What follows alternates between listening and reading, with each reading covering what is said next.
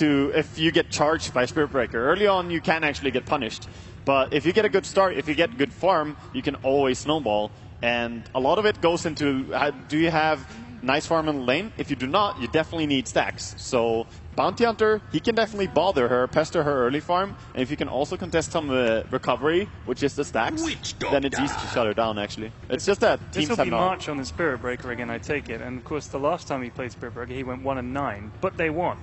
So how important is the way he plays Spirit Breaker more as for the team rather than for any kind of anything else? I think it's super important for MVP because they need an initiator, someone who can force the fight so that they do have these chaotic games. If you don't have a hero like Spirit Breaker or something crazy like Bristleback who just runs at the enemy, there might just be a passive game, which is what I think Empire would win every time. Yeah, that's a classic example where the stats don't tell the whole story. Yeah. I mean, if you play Spirit Breaker as a pickoff-oriented hero, he's going to have that sexy KDA, right? But at the end of the day, the way MVP Phoenix plays, Spirit Breaker is going to be YOLO charging in, setting up. He might have that bad KDA, but he's setting those teammates up. Yeah. If it was American football, he's the guy who makes holes in the defense or so. I don't know. I mean, he's the lineman, man. He's there. That's to the guy. create The lineman. opportunities. Yeah, the lineman. You messed up when you said NFL analogies. What's going on? NFL analogies? What? What? What? Well, we're in America. Oh right, yeah. Are we? Yeah, we've got help. Seattle is in America. I I thought it was in believe Canada. I believe they have a pretty good football team here, guys. Yeah, the Seahawks. Yeah. Apparently they can throw that. Yeah, they throw. They throw a lot. Come on, don't blame the Seahawks. They retweeted some Dota stuff during Did they? TI3 or TI4. Do you know what? Be nice to them. True story. The Seattle Seahawks are my favourite team in the NFL because they love esports. Not kidding you. There we go. Actually, genuine. Really? I've seen them tweet loads of stuff about. Oh, well, I take it back. Merlini, we have a PL. We do have a PL. Yeah, what's up with that? I was actually a little bit surprised to see them pick the PL. But, I mean, at the same time, Phoenix can take it at any pace they want. If they want to fight a lot, they have Bounty Hunter, Phantom Lancer. I mean, at least he's better than AM. I think he's a good fighting carry, honestly. If you itemize towards it and take him into the fight, he's pretty good against, he's amazing against TA. He is pretty good against Bane as well, because he only has single target. So right now, there's not much that is good against Phantom Lancer. Even the Undying, sure. Tombstone and Decay, but Phantom Lancer killed her pretty easily. I always feel like he doesn't really need much to get going either, and to become a pain in fights. Like, once he gets a diff, basically, a lot of heroes are like, well, it goes fun. He doesn't do a lot of damage, though, I would say, like in the first 10, 15, unless you have a Dazzle. I think Dazzle plus PL is really strong because of the double heal combo. I think he's going to need to go drum first in this game. Important thing as well, if you go fighting PL, you can't skill build like the burning build, okay? That's a farming build. If you put 1 point in Doppelganger and then you go, I'm going to join every fight from now on, you have 25-second cooldown on a Doppelganger, that's not the fighting build. If you max that and have 10-second cooldown on it, you're extremely hard to lock down and kill. So it depends on how you itemize and how you skill build. The hero is pretty flexible, I think. What heroes deal with PL? The only one I can really think of is actually Anti-Mage. Ember's banned, Gyro is out, Lesh is pretty good, but he's already out too. What other ones have like heavy AoE? Because they have none right now. Yeah, they're really lacking in that field. There you go. Yeah. Good Wow, job. Ben. Wow. Amazing.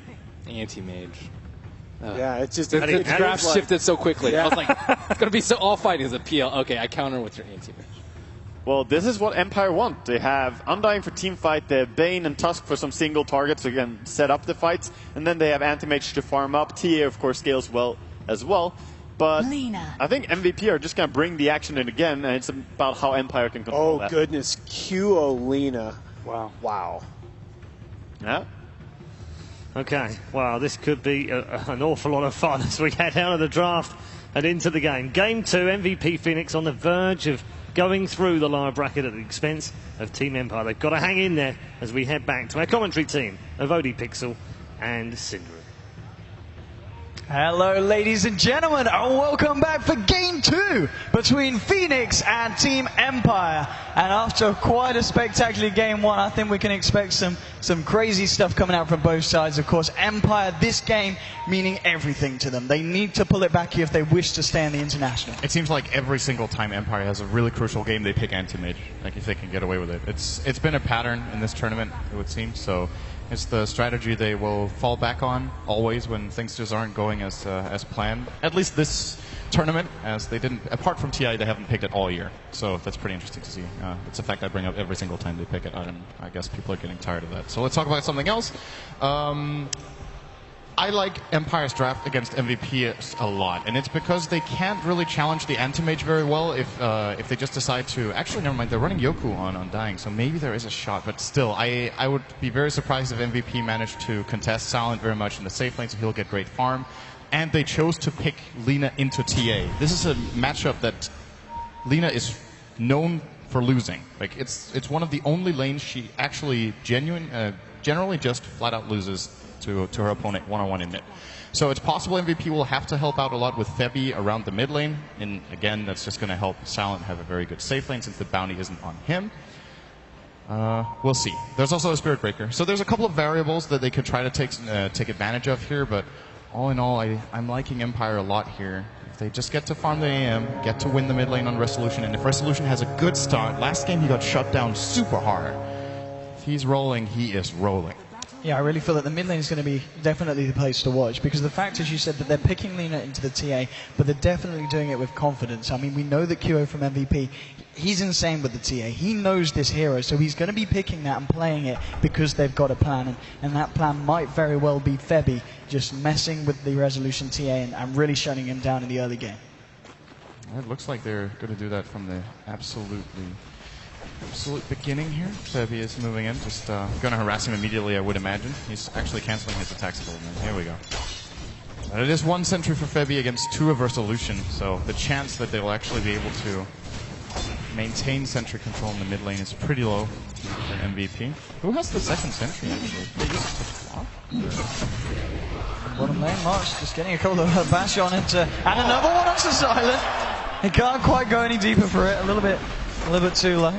And top lane, I mean, as you said, KP not going to have a nice time against this Aloha Dance Yoku Undying Tusk combination. Mid-lane Resolution. He's got refraction, he's okay. Empire had 2 choices here, right? Yeah. So they could secure their anti-mage safe lane, or they can challenge the PL. They can't really do both at the same time. There's no 2-1-2 setup for the heroes that fully accomplishes both. And in this case, they choose to challenge the PL and hope that Silent can do well one-on-one against March. But what's interesting about this lane matchup is that March has very low mana pool. And the moment you lose all your mana against AM, he deals less damage.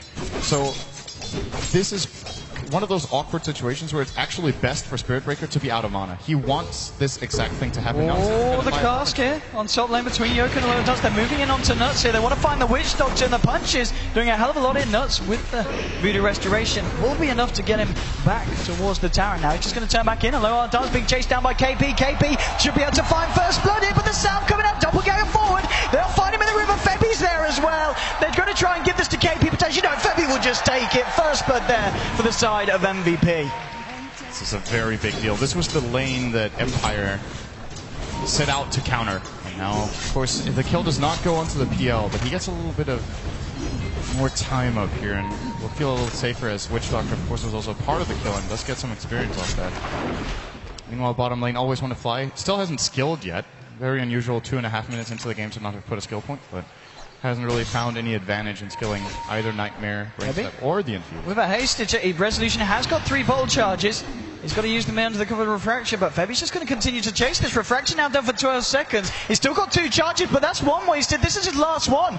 Febby's going to continue to chase Resolution here. I don't think there's any escape here for the TA, and Febby, oh, this is the most slowly, you know. He's not going to, it's too deep. Ray's out, but Febby really wasting a lot of Resolution's time. They're forcing him to take the long route back to base. Resolution is losing mid again. Yeah, and off the back of that. In both games, Febby has done so much. First game, he played the I.O. and helped out the TA in the beginning. This time, he's playing the Bounty Hunter. And sending Resolution back to base like that, it's not just that he has to go back to base, it's how long it takes. He just missed out on, I think, 1.5 creep waves. And look at the CS difference. He was 12 and 10 against 6 and 4. And this is a TA favored matchup. I mean, as I was saying in the beginning, they were going to pick it into confidence, and this confidence paying off. We're getting a lot of space here in the mid lane. Bottom lane, March trying to get some harassment in onto Always Want to Fly, but Silent's far. He's just going to turn around, get some hits up to March. They're barely tickling him. He has 7 armor and blocks 20 damage with his Torment Shield. AM hits him for like... Okay, how much damage do they do per swing? They probably both do like 20 damage a hit. It's not a lot with that poor man's shield. But on the same time, favouring Empire here, the fact that Silent, he's getting a lot more free farm than the PL. He's 20 for 5 compared to the 14 for 2 on KP. So this bottom lane going going favourably here for the Radiant. But at the same time, the trade-off is that that Spirit Breaker is able to sit there, get a lot of levels out of this. And Bane just not able to do quite enough. And March is turning around for a bash there. Gives him a quick dash. Febby's come up to the top lane. Goku and a low hard dance trying to disrupt the side pull. And now Febby's going to go in with KP with the Spirit Lance, moving on to a low hard dance. Goku gets a 2-man decay off though. It's a little bit too hard for MVP to dive onto that one. And back to the mid lane, and Kyo just continuing to have a great time here against Resolution. Again, just proving to be potentially the stronger player here. Febby's coming in. If Resolution would have gone in for that last hit, he would have been in a lot of trouble, and wisely doesn't try to go for it. I think he actually would have died. He has chosen not to skill meld. He's going for a 302 build. This is a build that, as Waga has pointed out, helps you a lot in the laning phase. It just gets a lot easier to get inside blade range and just farm in general. If you're playing a matchup, if you're behind against Lina, range really does matter a lot.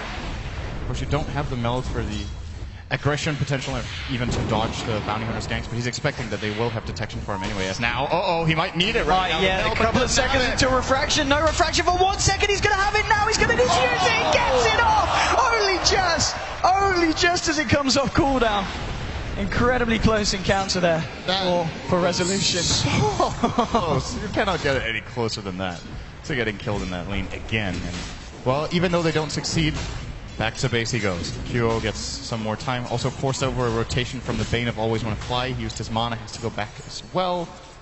MVP, even though this aggression just doesn't get them that many kills, still winning the laning stage overall. And of course the big hero to look out for is Silent on his anti-mage. He still continues to have a great time down there. 35 for 12 compared to KP's 24 for 2. The position 1 for Empire working out a lot better for MVP than MVPs at this moment in time.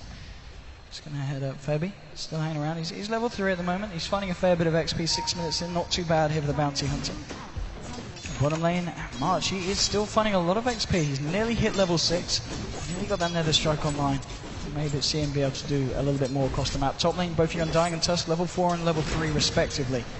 Of course, sharing this lane's experience. So it's going to be interesting to see what they can do other than trying to shut KP down. And even the fact that they are both here, KP, he's still finding relatively good farm against this potentially very aggressive dual lane. Yeah, it's not that massive of a difference for Silent. It's 13 CS is by no means nothing, but KP's also going to be getting a wave here, so probably more realistically. They get the light strike onto Resolution. The refraction. It's going to be more than enough to stop them from going any further. But they're happy to just get in his head, right? They just keep pressuring, trying to force rotations, just trying to take whatever advantage they can find. QO, just look at that aggression coming out here. Even has a regen rune running, so this costs him nothing. And I want to point out, the reason this is important They're going to go in for this, I think, as well. Wow, if Febby can get the hit on, because they've got the Laguna Blade available, Resolution's got to be very careful how far he comes out, and he knows it. Yeah, he just goes straight back. Yes, this ward right here that gave it away, so... This is important for a couple of reasons. First of all, it was a lane that Lina was supposed to lose. If it was a raw one-on-one, I think Resolution would have taken it against QO, but it wasn't. But the second thing is Lina actually nice really well. good against anti. QO's rotated down here, has got the Laguna Blade available. It's a question if they want to dive this. I think they might, because Always Want to Fly incredibly low. They're going to turn their attention towards him. March heading forward. There's been a TP in from Resolution, looking for a defense. They'll find Always Want to Fly here. That's going to be the first kill. Stun onto Silent. They've got to be careful at this TA, because now TA is going to turn their attention towards QO. If QO knew that Silent hasn't skilled Spells Field, I think he could kill him right now.